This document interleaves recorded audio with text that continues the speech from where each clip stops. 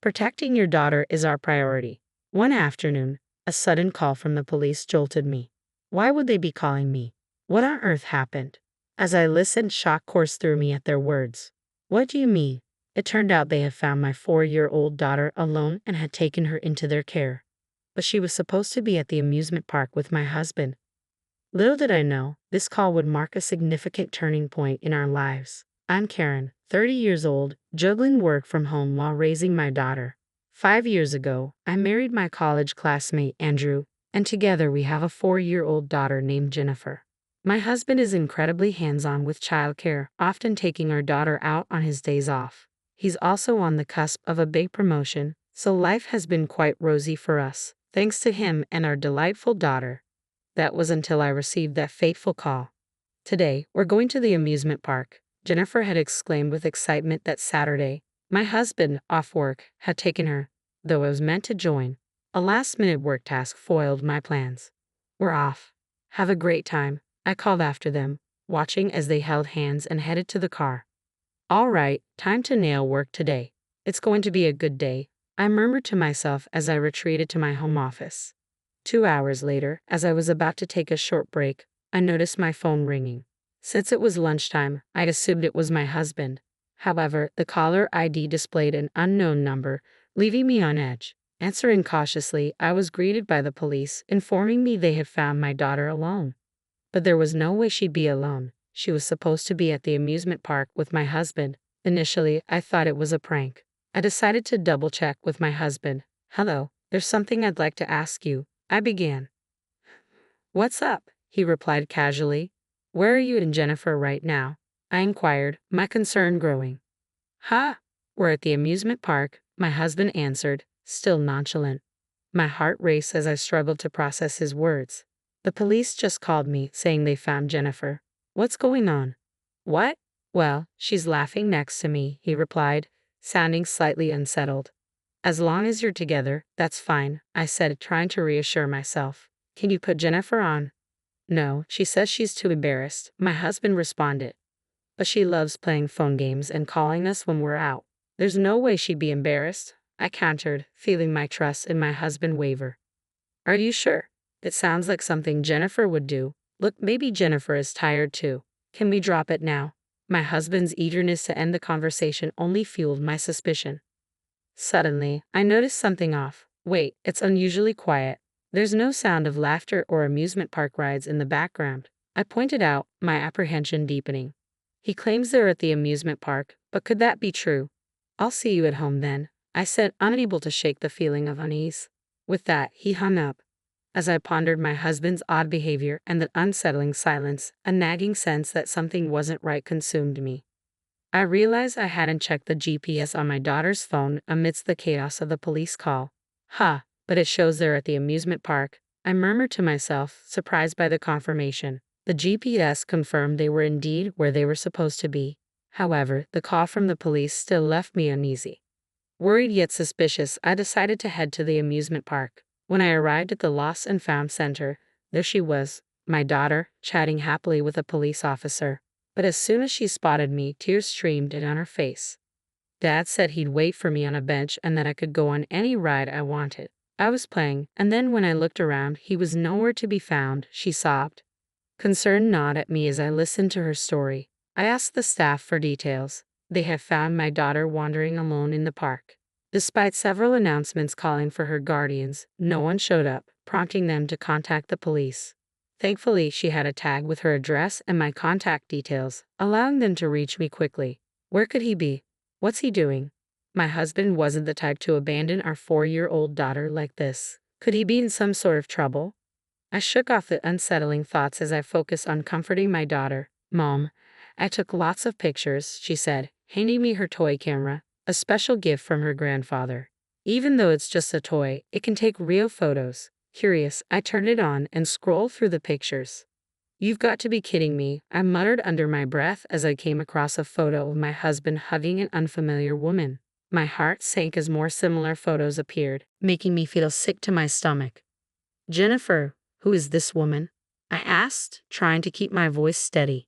She's a friend of Dad's, Jennifer replied innocently, but her words felt like a punch to the gut. Dark memories flooded back. My husband had cheated on me once before, 5 years ago when I was pregnant.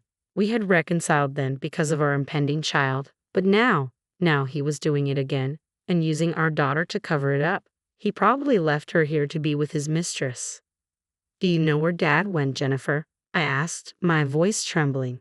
She shook her head, tears welling up in her eyes as she recounted how he had forcefully pushed her away earlier, telling her she was big enough to play by herself. I'm so sorry you had to go through this, sweetie, I whispered, taking her hand as we headed home. Late that night, my husband rushed through the door, looking panicked. Where have you been, and what have you been doing? I demanded, my anger barely contained. He picked up on the tension in my voice, looking tense himself. Actually, Jennifer went missing, he stammered. You said she was fine on the phone. Why did you lie? I pressed.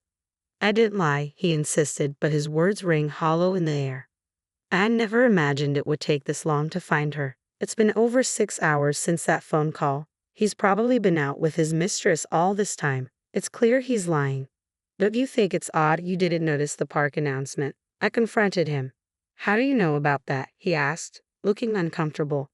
The police called me when I went to pick up Jennifer at the amusement park. The staff told me, I replied, watching his silence confirm my suspicions. He wasn't there, leaving our daughter stranded at an amusement park to be with his mistress. It's unforgivable.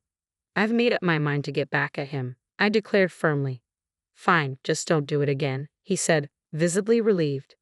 Okay, I replied, deciding to let him think he's off the hook for now. Meanwhile, I've been up to something. A month later, I found myself in Los Angeles, not for vacation or work, but to catch my husband red-handed with his mistress. Having a good time on your trip with your mistress? I confronted them as they walked hand in hand. They both turned around, their faces filled with shock. You can't talk your way out of this, Karen. What are you doing here? Weren't you supposed to be on a business trip today? He stuttered. That's not it. She's a colleague from work, he tried to explain. Oh, really? I called your office. They confirmed you took the day off? I countered, watching him grow increasingly rattled, his eyes darting around as if seeking a way out of his own lie. How did you even find out I was here? He finally asked. Remember the GPS on Jennifer's phone? I put it in your car, I replied, feeling a mixture of satisfaction and betrayal. I showed him my phone screen, displaying the location of a car parked nearby. Using a hidden camera is so underhanded. Who's the underhanded one here? The only reason you'd be worried is if you had something to hide, I accused, my frustration evident. Or is this you finally admitting it? I continued, my voice trembling with anger. That's not it, he retorted, his fury palpable. He cheats and yet blames me, I thought, rendered momentarily speechless by his audacity. Do you even have proof that I cheated? He challenged, his tone dripping with disdain. Well, about that, I trailed off before shoving a photo in his face. What is this? Look familiar, I demanded, my voice rising. This is from when we went to the amusement park. But how do you have this picture? You were supposed to be working, he sputtered, his disbelief evident. Jennifer took it. Toy camera actually works, you know, I replied, my frustration mounting. You've got to be kidding me, he muttered, his expression shifting from disbelief to denial. This isn't even me, he insisted, attempting to dismiss the evidence. To counter his attempt to weasel out, I handed him a large number of photos. There were so many of them that they seemed to overflow from his hands. I'll admit the toy camera doesn't take the clearest photos, so I took these myself to make sure, I explained, watching his face pale as he saw the photos clearly showing him with his lover.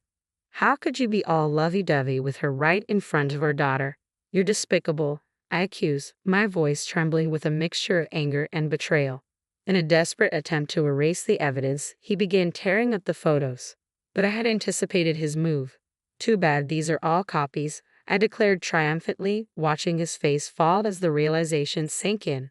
I've got the original stored safely, I declared, my anger palpable as I glared at him. He looked defeated, but I decided to deal another blow. You've got a big promotion coming up at work, don't you? I asked pointedly. What's your point? He replied, his voice strained. How do you think spreading these photos would affect that? I pressed. His face gradually turned paler as he realized the implications. His company values character when considering promotions. If word got out about the affair, It could ruin his chances. Please don't do this. Do you really think I'll forgive you now? I've been a good husband all this time, haven't I? He pleaded, desperation creeping into his voice. A good husband wouldn't leave his daughter at an amusement park, I retorted loudly, watching him visibly shrink back. But I've been taking our daughter out every week lately, haven't I? He countered weakly. That was just to keep me off your scent about your affair, wasn't it? I shot back, my voice dripping with accusation. I'm really sorry.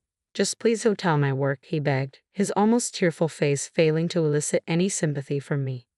Do you remember when you cheated on me 5 years ago while I was pregnant? I continued, watching his face tense and sweat form on his forehead. I haven't forgotten the agreement we signed. His eyes widened in realization. No, this isn't what it looks like. It's not an affair, he stammered, but his words fell flat. Then what is it? I demanded, my voice cold and unyielding. He fell silent, starting to cry, pathetic. Then go ahead and sign this, I said, thrusting divorce papers towards him. No, I don't want to break up.